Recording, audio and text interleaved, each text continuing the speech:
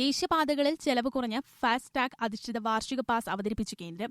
3000 രൂപയ്ക്ക് 200 യാത്ര. 1 വർഷ കാലാവധി ഓഗസ്റ്റ് 15 നിലവിൽ വരും. കാർ, ജീപ്പ്, വാൻ തുടങ്ങി സ്വകാര്യ വാഹനങ്ങൾക്കാണ് ബാധകം. വാണിജ്യ വാഹനങ്ങൾക്ക് പാസ് അനുവദിക്കില്ല. 1 വർഷത്തിനുള്ളിൽ 200 യാത്ര പിന്നിട്ടാൽ റീചാർജ് ചെയ്യാം. 60 കിലോമീറ്റർ പരിധിയിൽ ടോൾ പ്ലാസയുള്ള പാതകളിൽ സ്ഥിരമായി യാത്ര ചെയ്യുന്നവർക്ക് ഏറെ ലാഭകരമാവും വാർഷിക പാസ്. 3000 രൂപയ്ക്ക് 200 തവണ ടോൾ പ്ലാസ കടക്കാം. ശരാശരി നിരക്ക് 15 രൂപ. നിലവിൽ ശരാശരി 50 രൂപ നിരക്കിൽ 200 തവണ ടോൾ പ്ലാസ കടക്കാൻ 10,000 രൂപ ചെലവാകുന്നുണ്ട്. കേന്ദ്ര ഉപരിതല ഗതാഗത മന്ത്രി നിതിൻ ഗഡ്കരിയാണ് സമൂഹമാധ്യമങ്ങളിലൂടെ പാസ് അവതരിപ്പിച്ചത്. പുതിയ കാർഡിന്റെ ആക്ടിവേഷനും പുതുക്കലിനുമുള്ള ലിങ്ക് രാജ്മാർഗ് യാത്ര ആപ്പിലും ദേശീയപാത അതോറിറ്റി, ഉപരിതല ഗതാഗത മന്ത്രാലയം എന്നിവയുടെ വെബ്സൈറ്റുകളിലും ലഭ്യമാകും. നിലവിൽ ഫാസ്ടാഗ് ഉപയോഗിക്കുന്നവർക്ക് മറ്റ് രേഖകളൊന്നും കാണിക്കാതെ തന്നെ പുതിയ സംവിധാനത്തിലേക്ക് മാറാം.